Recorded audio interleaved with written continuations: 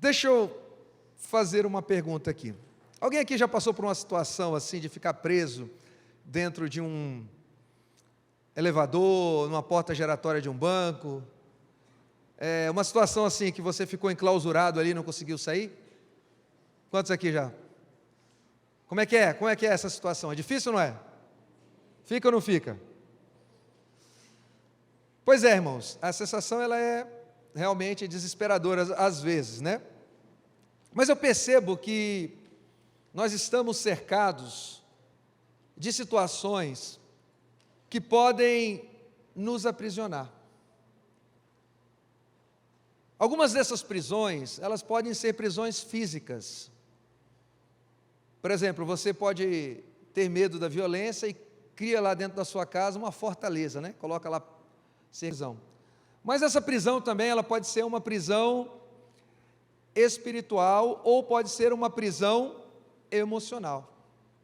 De repente, você está preso a um casamento, de repente é um filho que está te dando muito trabalho, e você tem que se desdobrar. São várias situações. Então eu gostaria nessa noite, amados irmãos, de convidar você a acompanhar comigo um texto que fala desse tema, né? Já pode colocar ali o livro de Atos. Antes de você abrir, olha para o seu lado e vê se tem alguém que está sem Bíblia aí. Né? Se tiver, senta do ladinho dele ali, compartilha com ele a palavra, né? Sempre que o irmão Anderson estiver aqui com a mensagem, eu sempre vou estar me dirigindo ao texto. É importante que você examine as escrituras, para ver se aquilo que eu estou falando corresponde àquilo que está escrito, né? A citação, né? Eu estou vendo aqui, tem uma fileira de jovens aqui na frente, ó, que está sem nenhuma Bíblia, nem um smartphone, né? Então vou sugerir aos jovens aí que vocês baixem o aplicativo da Bíblia aí, né? Se tiver alguém que tiver uma Bíblia aí, pode passar para frente aí, passa para eles ali e acompanha no seu celular. Vamos compartilhar a palavra de Deus, porque às vezes a gente fica sem entender o raciocínio, porque a gente não acompanha o texto, né, com mais profundidade. Todo mundo já encontrou aí, sim ou não? Amém ou não amém?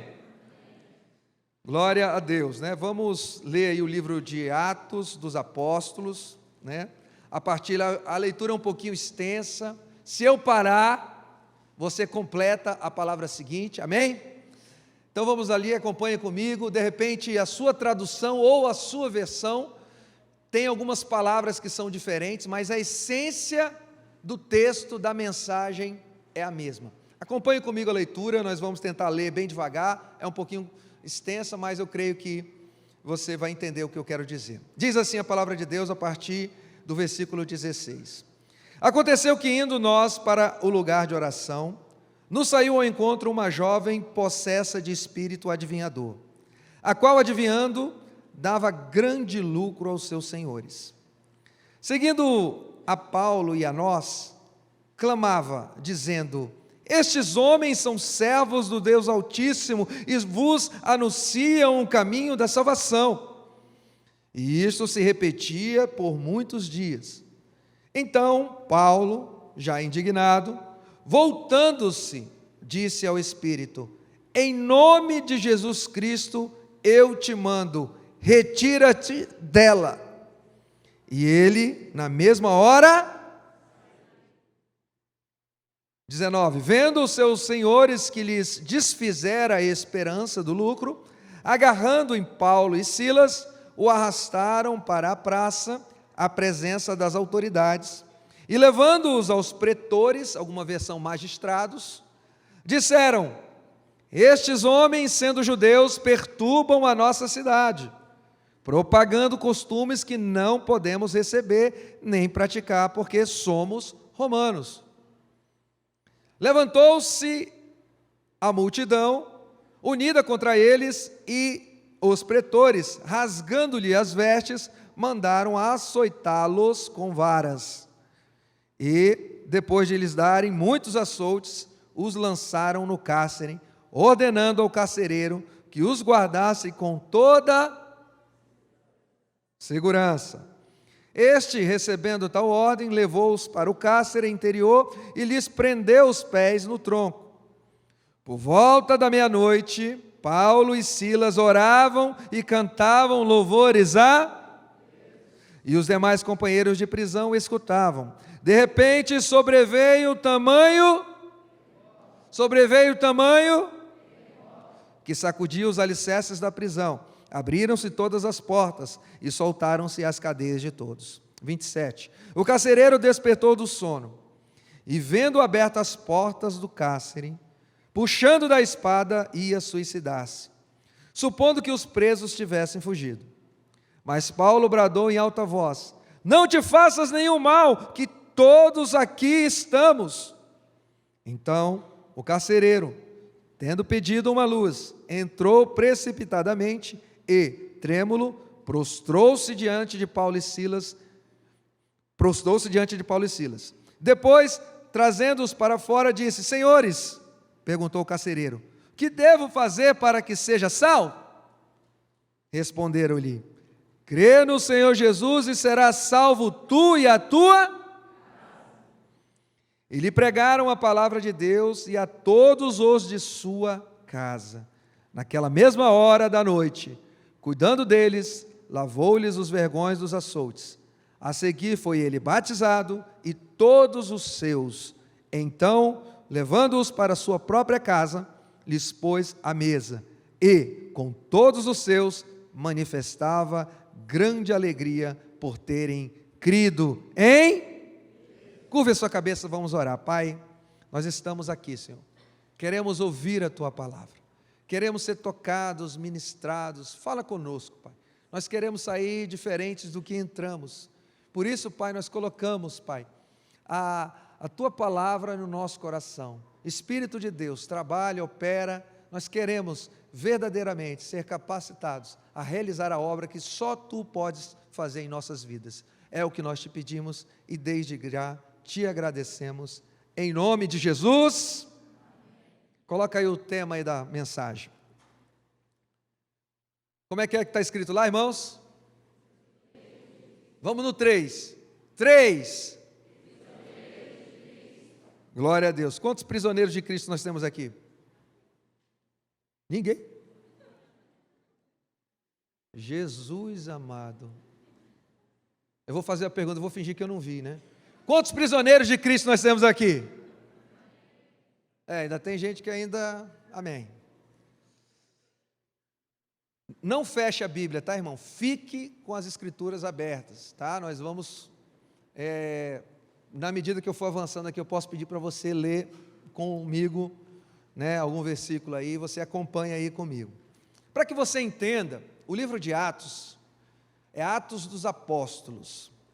Esse livro, ele conta o nascimento do cristianismo.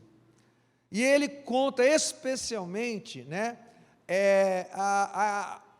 o início da igreja, né, e como a igreja foi se expandindo por toda a terra.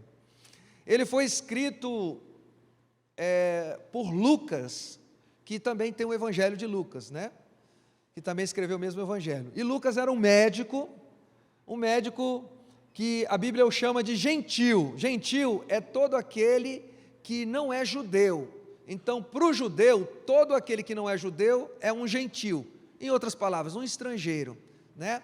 Então, Lucas era um gentil, um estrangeiro, que escreveu, né, o livro de Atos, porque ele era companheiro, ele foi companheiro do apóstolo Paulo, em uma das viagens missionárias. Esse livro ele foi escrito provavelmente ali entre o primeiro e o segundo século da era cristã, né? Então Cristo já tinha, né, morrido, ressuscitado, já estava com o Pai, né? E ele havia deixado o seu Espírito Santo para iniciar a obra. Agora vamos fazer um resumo daquilo que nós lemos, para que você entenda. Essa narrativa aqui, ela se passa numa cidade chamada Filipos. Inclusive tem uma epístola, né? Uma epístola é uma carta que Paulo escreve aos filipenses, a essa igreja que nessa época aqui ainda não tinha sido fundada, né? E essa cidade era uma colônia romana.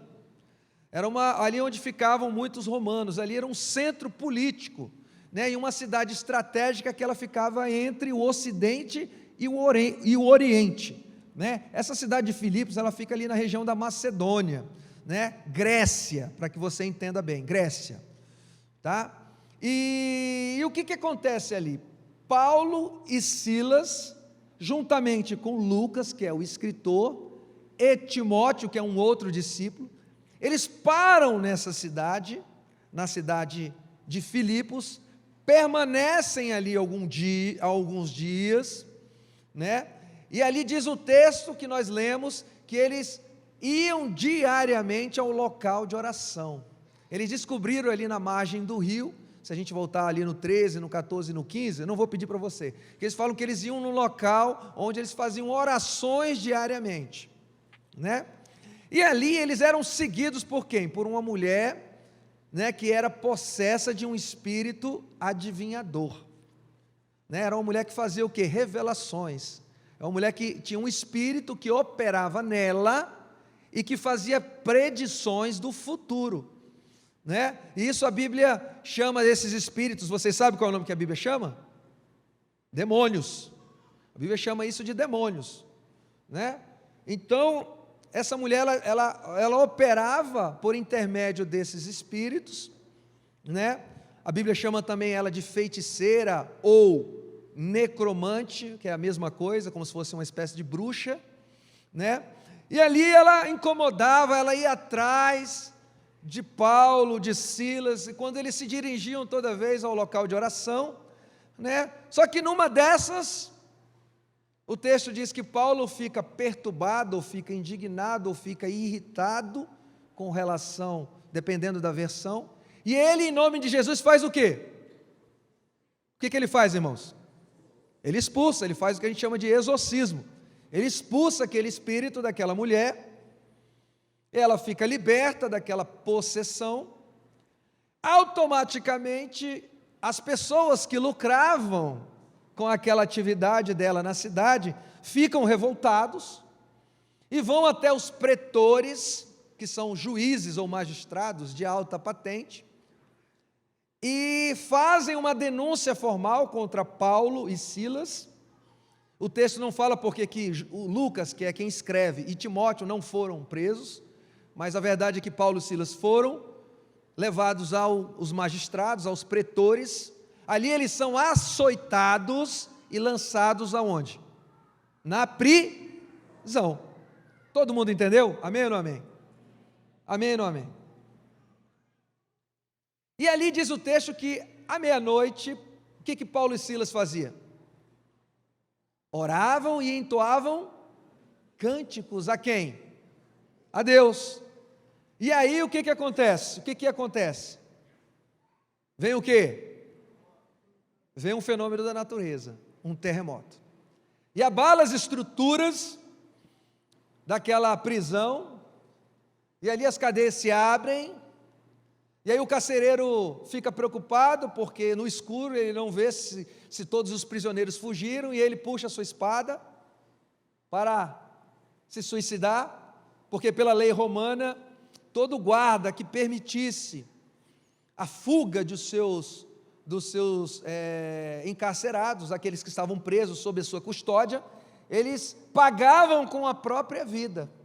Então era melhor ele se matar do que ser submetido a uma morte, né, vamos dizer assim, humilhante, degradante, como era pela lei romana. Então, é nesse contexto que essa narrativa ele acontece. Todo mundo entendeu? Amém ou não amém? Glória a Deus. Esse texto, irmãos, ele pode ser analisado sobre muitos aspectos. E eu gostaria de começar essa mensagem, citando 3 atitudes que Paulo e Silas, eles tiveram, e foram atitudes que antecederam a prisão deles, ou seja, que aconteceu antes que eles fossem presos, e que serve também de exemplo para nós, né, como cristãos, como membros de uma família celestial e praticantes e seguidores de Cristo. Todo mundo está me entendendo? Cutuca o teu irmão assim, dá assim, irmão, Fala assim, irmão, não, dá uma cutucada, irmão, de verdade. Irmão, acorda, não dorme não, deixa para dormir em casa. Tá bom? Então vamos lá. A primeira atitude que me chama a atenção, pode colocar lá. O que está escrito ali? Vida com? Agora você vai olhar para o teu irmão, fala para o irmão, não, fala com convicção, olha na bolota dos olhos dele, irmão, você tem vida com Deus? Não olha para a resposta não, que você pode ficar decepcionado. Faz outra pergunta para ele, irmão, essa é mais difícil, hein? Essa é mais difícil. Quanto de Deus você tem? Também não olha para a resposta não. Agora, irmão, quanto Deus tem de você? Hã? Irmãos, Paulo e Silas, enquanto estiveram na cidade de Filipos, todos os dias se dirigiram ao local de oração. Sabe o que isso me ensina? Que eram homens que tinham vida com Deus. Eram homens cheios do Espírito Santo. E esse foi o maior segredo do porquê, preste bem atenção, do porquê Paulo e Silas foram capazes de libertar e salvar aquela mulher e o carcereiro, e puderam suportar os açoites e o período que eles passaram na prisão. Todo mundo está entendendo? O que isso nos avisa? O que isso nos mostra? Que uma pessoa fraca espiritualmente, ela pode não suportar as pressões do dia a dia. Ela pode não aguentar certas prisões. O problema, irmãos, para que você entenda bem, não é levar um golpe da vida. Todo dia nós levantamos, saímos de casa, e muitas vezes somos surpreendidos com notícias trágicas, desagradáveis. Mas o problema não é levar o golpe, porque ser golpeado faz parte da vida. O problema é não ter forças para levantar e continuar lutando. Sem uma vida com Deus, irmãos, isso é praticamente impossível. Se você não buscar a face de Deus, se você não desenvolver relacionamento, intimidade e, acima de tudo, dependência de Deus, quando vir um fantasma que te ronda, uma prisão que quer te encarcerar,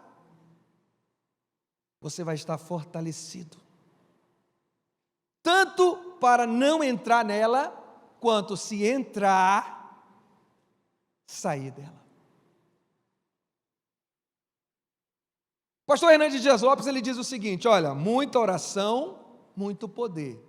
Pouca oração, pouco poder. Nenhuma oração, nenhum poder. A gente às vezes espera que Deus esteja o tempo todo com a mão estendida sobre nossas vidas. Mas quantas vezes nós buscamos a Deus antes que as coisas aconteçam? Aqueles homens, irmãos, quando eles levantaram naquele dia e foram ao local da oração, eles não imaginavam que iriam passar por tudo aquilo. Uma acusação falsa, um julgamento sumário e uma prisão, um cumprimento de pena. Quantos aqui estão entendendo o que eu estou querendo dizer?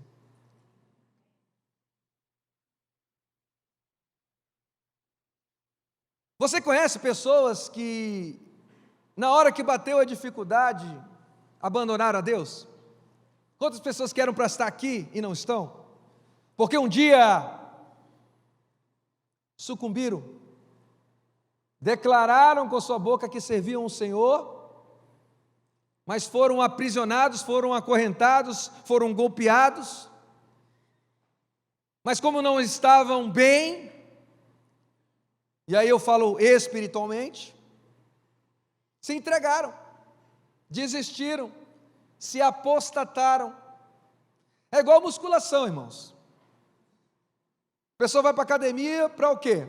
Ficar mais o quê? Forte. Aquele que vai para a academia e se exercita, ele fica mais forte. Assim também é a nossa vida espiritual. Nós precisamos de uma vida de relacionamento com Deus. Porque se você não for aos pés do Senhor todos os dias, pode ser que você não fique de pé quando vem a dificuldade. E aí, dependendo do golpe que você sofrer, pode ser que você não se levante mais.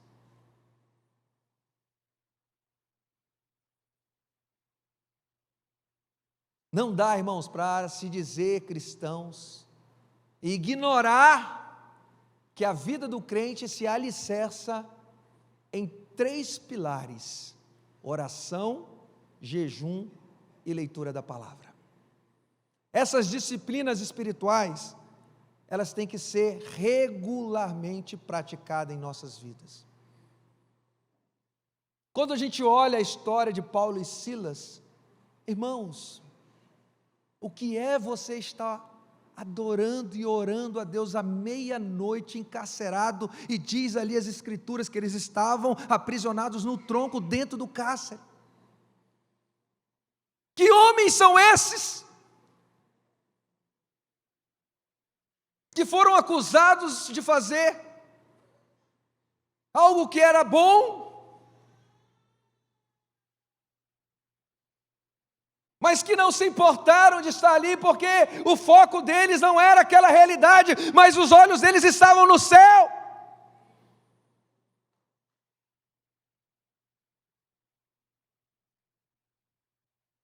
Por isso que a nossa melhor prevenção contra uma prisão, seja uma prisão espiritual, de repente você está sendo oprimido, Satanás quer pegar a tua vida, e quer mesmo, quer a minha, quer a vida de todos nós.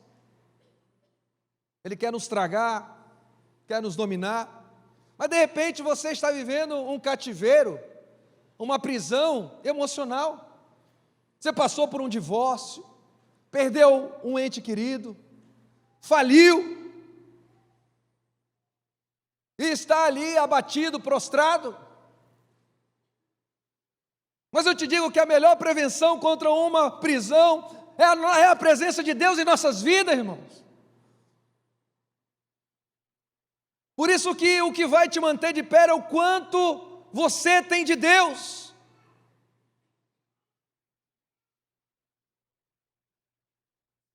Porque quem tem Deus, quem cultiva o relacionamento com Deus, quem depende de Deus, quem confia em Deus, pode até ser recolhido a uma prisão, mas nunca ficará preso. Sabe por quê? Porque Cristo muda o nosso interior. E por mais que a casa esteja desabando na nossa cabeça, a paz dele, que excede todo entendimento, é capaz de nos tranquilizar. É capaz, queridos, de não fazer com que a gente se desespere. Porque a palavra de Deus que fala que Cristo em nós, a esperança da glória. Elevo meus olhos para os montes, de onde virá o meu socorro? O meu socorro virá do Senhor, que fez os céus e a terra. Esses homens, irmãos, eles sabiam em quem ele confiava. Eles estavam seguros, protegidos, e por isso eles oravam e cantavam louvores. Eles estavam adorando. Será que nós somos capazes de adorar na dificuldade? Isso me mostra, queridos, que aqueles homens eram tão transformados. Como o apóstolo Paulo disse: olha, para mim, o viver é Cristo e o morrer é lucro. Sabe que é uma pessoa que diz o seguinte: olha, para mim o viver, o que eu vivo é o Senhor, eu prego o Senhor, eu amo o Senhor, mas se eu morrer amanhã não tem problema, porque eu vou estar com o Senhor. E lá é um local onde não há mais choro, não há mais pranto, não há mais tristeza, não há mais enfermidade. Por isso, queridos, nós precisamos entender uma coisa: que sozinhos, irmãos, você pode caminhar por um tempo, mas com Deus, queridos, Ele te leva até o fim. Porque quando você cansar, Ele te carrega, Ele te leva nas costas, e Ele diz para você: filho, não tem problema, eu estou contigo, não desista, eu não vou deixar você cair, mas se você cair eu te levanto, eu te ajudo, eu vou na tua frente, eu sou a tua direita, a tua esquerda, eu vou na vanguarda, eu vou na retaguarda, eu luto a tua luta. Por isso que Mateus 11:28 diz o quê? O que diz lá? Vinde a mim, todos que estão cansados e sobrecarregados, e eu vos aliviarei. Aprendei de mim, que sou manso e humilde de coração. Tomai sobre vós o meu jugo, porque meu fardo é leve e o meu jugo é suave.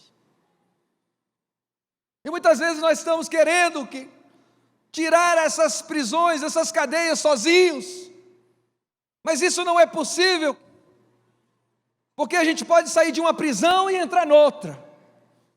E a segunda atitude que Paulo e Silas tiveram, que me chama a atenção, é uma santa indignação ou uma indignação.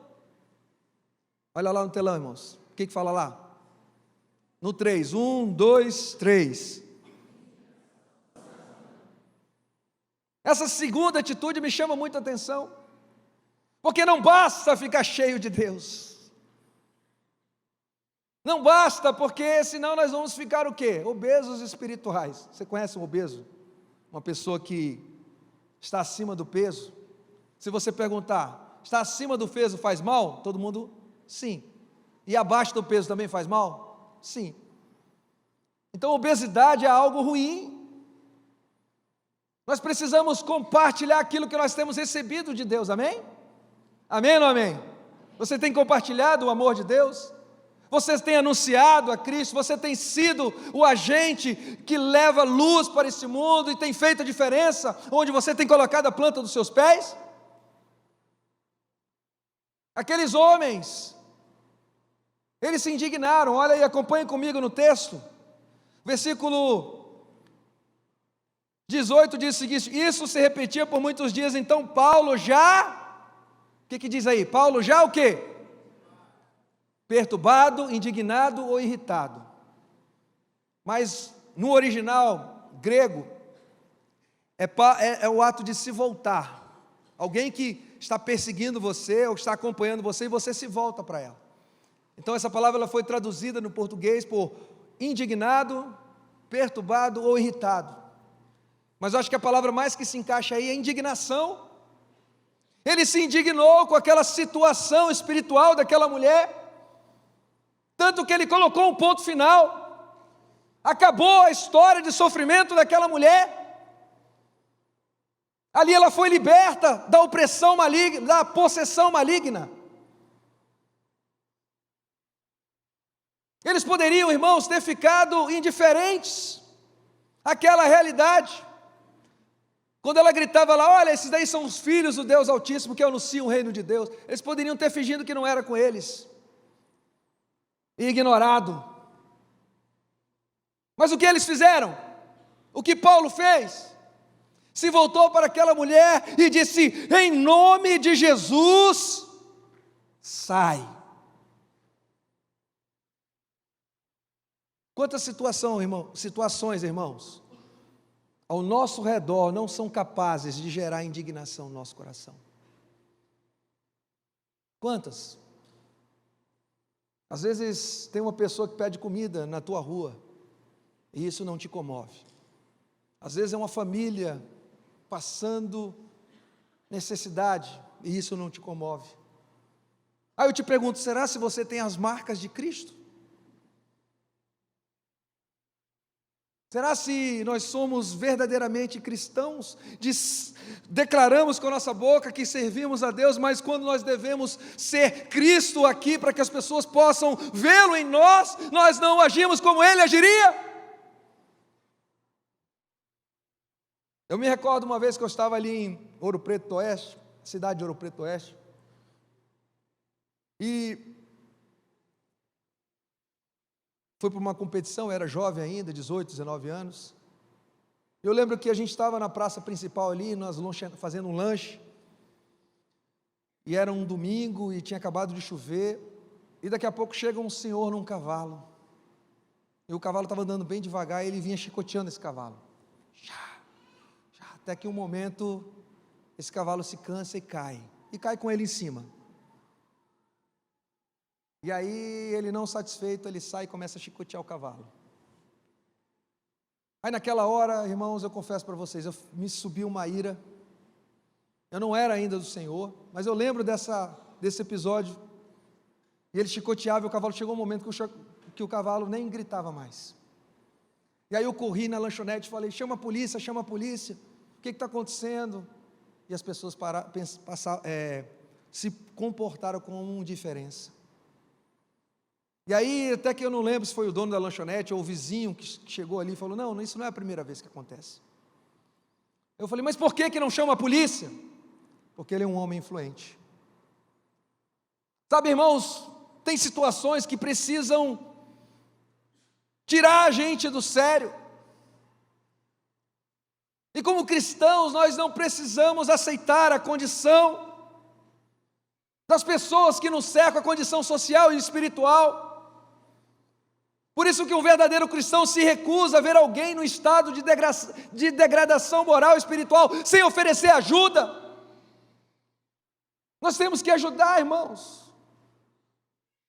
O discípulo de Cristo sempre age visando a atingir a transformação das pessoas. O problema é que nós estamos levando as pessoas a Cristo. Não, nós temos que levar Cristo às pessoas. Vou repetir, o problema é que nós estamos levando as pessoas a Cristo. Vai lá na igreja. Nós temos que levar Cristo dentro de nós às pessoas. As pessoas têm que ver Cristo em você, irmão. Você tem que resplandecer a glória é o nome dEle, onde você colocar a planta dos seus pés. Se nós queremos impactar a nossa geração, se nós queremos ser pessoas relevantes, que fazem a diferença, nós precisamos ser instrumentos na mão do Senhor.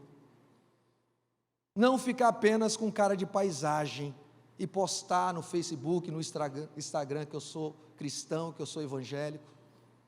Porque hoje parece que isso é moda, ou virou moda. Isso é muito sério, irmãos. Quem conhece aqui o irmão Fernando que prega aqui? Quem conhece? A maioria, né? Fernando Dallavec. Irmãos, quando eu encontrei ele, ele estava no fundo do poço. Bebia, fumava, e já estava com um casamento em crise. Ele ia perder a sua família.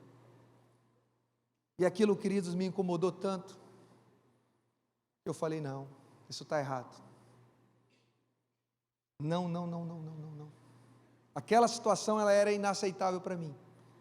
E eu lutei por esse rapaz. E o Senhor me deu graça para transferir para ele o amor que o Senhor tem me dado. E hoje ele é uma bênção nessa igreja. E hoje ele é usado aqui como pregador nessa igreja. Porque uma indignação santa tomou o meu coração. Sabe, irmãos, nós precisamos ter a atitude que Cristo teria. Mas nós temos nos omitido. E aí eu gostaria de entrar no terceiro tópico aí, pode colocar aí. Que aqueles homens tiveram, eles tiveram uma atitude cristã. Vamos lá no 3, 1, 2, 3. Eles foram presos porque fizeram uma boa ação. Não basta a gente ficar indignado, isso não está certo. Realmente isso aí tem que mudar. E ficar na nossa zona de conforto, irmãos. Nós temos que dar o próximo passo. Nós temos que sair do nosso comodismo. Não é simplesmente encontrar e tomar atitudes, mas também nós temos que tomar a atitude certa. Porque de repente tem um mendigo lá na porta do seu trabalho, da sua casa, e você vê ele lá e faz bem assim, sai. Será se Cristo faria isso com ele? Sim ou não, igreja? Então não basta ter qualquer atitude, tem que ter a atitude certa, porque é disso que o Senhor espera de nós.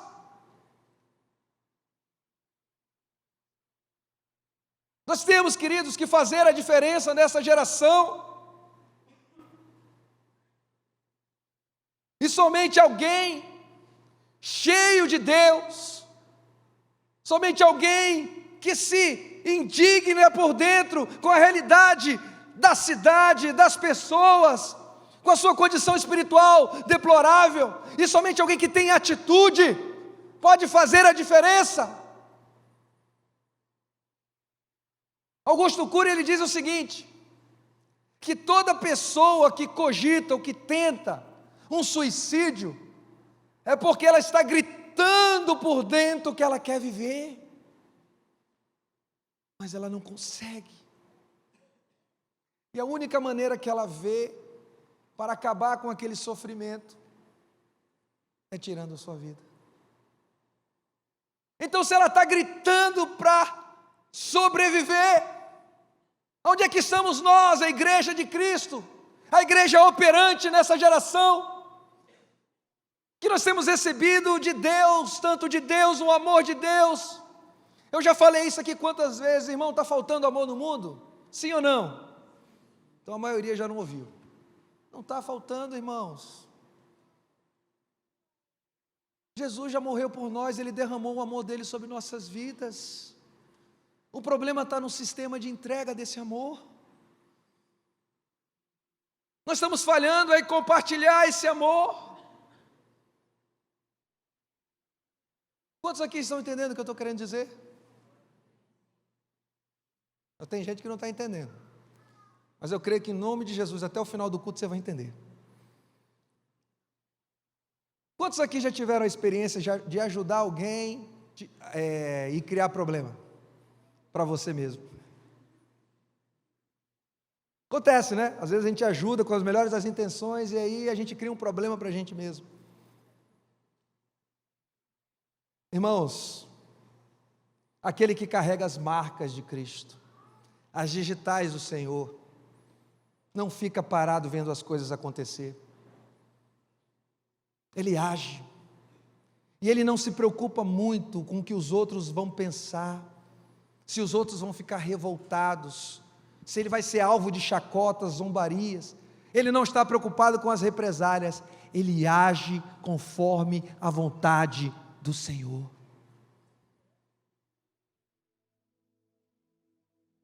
Eu já ajudei, queridos, pessoas que se voltaram contra mim. É muito triste, mas eu estou consciente de que eu fiz a coisa certa. E não me arrependo. Não me arrependo, porque a minha consciência e o Espírito o Espírito Santo que habita dentro de mim, testificou no meu espírito que eu fiz a coisa certa. Irmãos, aprenda uma coisa, que a nossa caminhada cristã, ela vai ser crivada de espinhos. Caminhar com Cristo não é ter isenção de problemas, mas também não é um parque de diversões, nem uma colônia de férias. O pastor Hernandes Dias Lopes, ele diz o seguinte: olha, no ministério, não há ministério sem lágrimas. Não o ministério é a arte de engolir sapos e cuspir diamantes. É investir na vida dos outros sem receber nada. É amar sem esperar. Inclusive, ouvir a pessoa maldizer o seu nome. É dar sem receber. Mas por que nós fazemos isso, irmãos? Porque nós somos livres em Cristo Jesus. Nós não nos pautamos pelo que os outros dizem, mas nós nos pautamos pela palavra e pela obra que Deus fez em nossas vidas. Qual é a obra que Deus está fazendo na tua vida, irmão? Qual é a obra, irmão? Qual é a área de prisão, de vulnerabilidade que você... Queridos, infelizmente, estamos sujeitos a prisões. Isso faz parte da vida. Mas Paulo e Silas, eles foram presos porque estavam tentando ajudar alguém. E ajudaram. Uma prisão injusta aos nossos olhos, mas que Deus reverte para o bem do reino de Deus, porque por meio daquela prisão, o carcereiro e sua família foram alcançados e tiveram seu nome escrito no livro da vida. Quantos aqui tem um nome escrito no livro da vida? Algo que seria trágico, mas Deus reverte para o bem. Eles poderiam estar lá dentro dizendo: ah, Deus, o Senhor nos abandonou, nós estamos aqui sofrendo pelo teu nome. Mas não, eles oravam e cantavam louvores a Deus, jubilosos porque eles sabiam em quem ele confiava. Porque a palavra de Deus é: eu sei bem em quem eu tenho crido, e ele é fiel. Ele é fiel, irmãos. De repente ele não vai te impedir de ir para a prisão, mas ele vai te ajudar a sair dela. Aprenda, irmãos, quem tem Cristo não tem falta de nada. Nada, nada, nada pode nos abalar. Eu gostaria de comentar 2 tipos de prisões. Nós já falamos sobre eles aqui, que estamos sujeitos a passar. A primeira prisão, pode colocar aí, por favor, é a chamada prisão autoimposta. Repita comigo: prisão autoimposta. É aquela que você impõe a si mesmo. Tem pessoas que decidiram de maneira voluntária se auto-aprisionar. O pecado é uma prisão espiritual. E o pecado, ele é praticado de maneira deliberada. O problema, irmãos, do pecado, que nos aprisiona e que traz consequências não só no plano físico, mas também no mundo espiritual, é que ele sempre promete um prazer imediato, mas no final das contas ele traz desgosto, culpa e tristeza. Se existe uma coisa que a gente precisa se indignar dentro de nós mesmos, são aqueles pecados nos quais nós estamos aprisionados. Eu poderia dizer que são os nossos pecados de estimação. Aquele que só no secreto, você e Deus que sabe. E o mais interessante do pecado é que ele nos aprisiona por mais tempo do que alguém estava disposto a ficar preso. É mais ou menos assim: o cara tem que ficar preso 10 anos, mas ele acaba ficando 12, 13. Como assim, irmãos? Eu vou trair minha esposa só essa vez. Eu vou mentir para o meu marido. É a última, prometo. Nunca mais eu faço. Não, eu vou pegar esse dinheiro, ninguém vai saber. Ninguém. Muito triste, irmãos. Existe também uma prisão que é autoimposta, que é uma prisão psicológica. Tem pessoas que desistiram da vida, irmãos, porque um dia foram feridos, ou porque passaram por situações trágicas, perderam um ente querido, o divórcio chegou, a firma faliu, não sei. Essas pessoas se fecharam dentro de si, e o pior, elas jogaram a chave fora. Se recusam a receber ajuda. Não quero, deixa eu aqui. Estão em guerra consigo, com as outras pessoas, e declaram guerra também contra Deus. Quando deixamos, irmãos, de nos abrir para Deus, e para os agentes, os anjos que Deus envia, nos tornamos reféns de um cativeiro imposto por nós mesmos. E aí nós ficamos sujeitos aos nossos piores medos. Depressão, transtorno de ansiedade, síndrome do pânico, transtorno obsessivos, uma vida desgraçada de escuridão.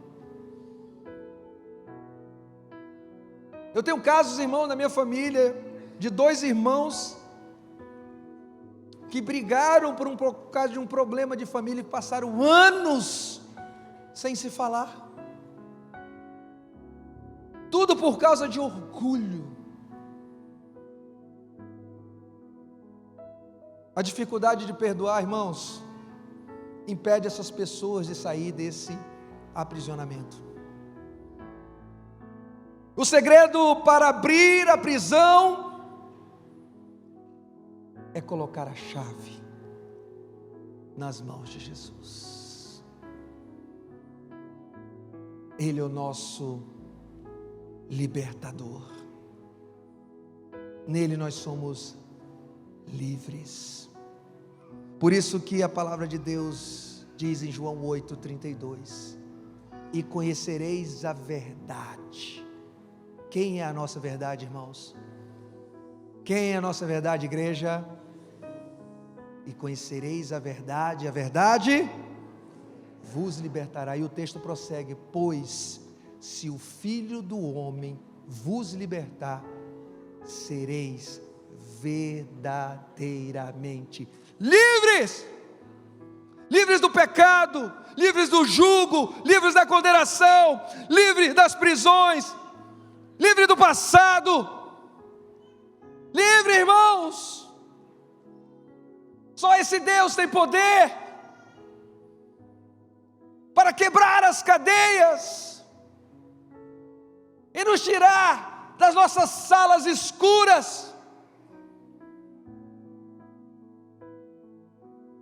porque a escuridão, sabe o que é? É a ausência de luz. E quando Cristo chega, a luz da vida se descortina, e podemos contemplar a glória daquele que era e aquele que é. A segunda prisão é a prisão imposta pelos... Tem pessoas que não acreditam no mundo espiritual, infelizmente, ignoram a batalha espiritual, ignoram que tem um inimigo trabalhando para nos destruir. Ele quer a minha vida, quer a tua vida, ele quer envergonhar o nome de Cristo. Mas vamos imaginar que você não creia no diabo, no inferno, em forças espirituais ocultas, mas você tem alguma dúvida de que o sistema que governa este mundo está tentando nos aprisionar? Alguém tem dúvida? Alguém aqui? Levanta a mão. Existe uma mente por trás de tudo que está acontecendo. Nós sabemos que é o espírito do anticristo. Mas esse sistema ele nos aprisiona por quê, irmãos? Porque esse sistema ele diz para você o seguinte: mulher, você não é tão bela. Você precisa fazer muita coisa para ficar bonita, igual aquelas meninas da televisão. E ali estabelece a ditadura da beleza. Ela diz para os homens: homens, você não pode, você não é capaz. Ele diz para você o que você precisa fazer para ter certas habilidades, certo conhecimento. Esse sistema ele diz para a gente o seguinte: olha, você para ser feliz, você quer ser feliz? Você precisa ter dinheiro, você precisa ter amigos, você precisa ter uma posição, aí sim você vai ser feliz. E sabe o que é interessante, irmãos? Que muitas vezes nós acreditamos nisso, porque ficamos reféns dos padrões que os outros que não nos conhecem estabelecem para nós. E vocês já perceberam que esses padrões eles são inatingíveis? Aquela mulher magérrima lá, aquela modelo, eu imagino a luta e o sacrifício que ela faz, o sofrimento para ficar naquele estado.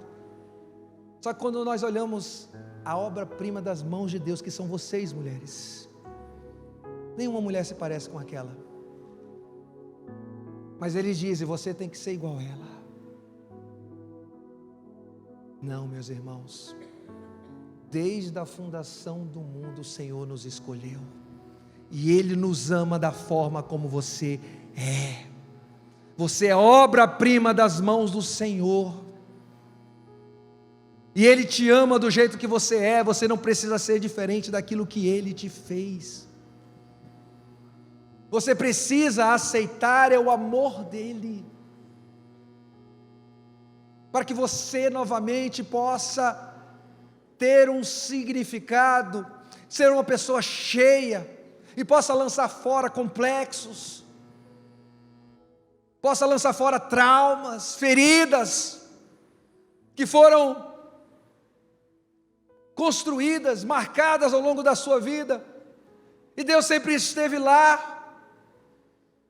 O problema é que esse sistema ele diz para nós: olha, você tem que alcançar isso, e tem pessoas que morrem tentando alcançar esse padrão, mas Deus sempre disse: eu estou aqui, você não precisa nada disso, eu estou aqui de braços abertos, eu tenho tudo para você. Você não precisa olhar para o mundo, olhe para mim. Sabe, Jesus às vezes ele implora, eu estou falando metaforicamente, mas é gritante, queridos, a nossa capacidade de ignorar e de colocar Deus sempre no segundo plano nas nossas vidas. Esses padrões nunca vão ser atingidos, mas eu te falo uma coisa nesta noite, irmãos: existe saída para essas prisões, para a sua prisão, para a sua dificuldade, para a sua dor e para a sua luta. Jesus é o remédio.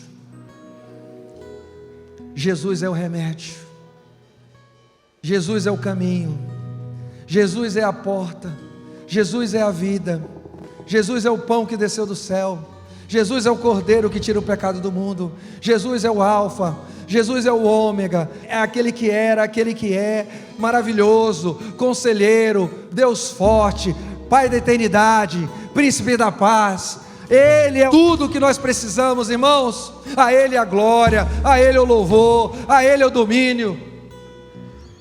Tudo é dele, irmãos. Quando estamos em Cristo, como Paulo e Silas estavam, Nosso padrão não é mais o imposto pelos outros, mas o nosso padrão é a palavra de Deus e a promessa que Ele liberou sobre as nossas vidas. Quantos aqui vivem debaixo dessa promessa? Você crê, queridos, que você foi separado e escolhido desde a fundação do mundo? Você crê? Lembre-se que você é o alvo do amor de Deus. Pare de olhar para o lado, pare de olhar para a grama do vizinho. A prisão de Paulo e Silas não foi um acidente. Deus tinha um propósito na vida deles, mas também tinha um propósito na vida do carcereiro. Não reclame para onde Deus está te levando, não reclame da dificuldade que você passou ou que você está passando. Deus está com você, e no final Ele há de se revelar e há de mostrar que Ele é um Deus que cuida dos detalhes.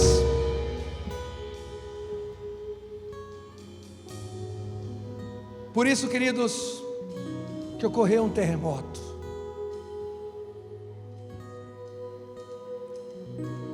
Às vezes precisamos ocorrer uma ruptura dentro de nós, para que a gente tome um novo rumo. O terremoto, queridos, ele abala estruturas de prédios, ele destrói cidades, ele reduz a pó toda a estrutura. Por isso que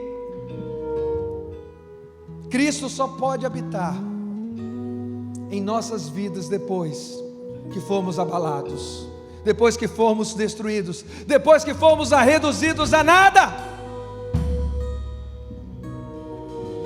A palavra de Deus diz: eis que faço novas todas as coisas.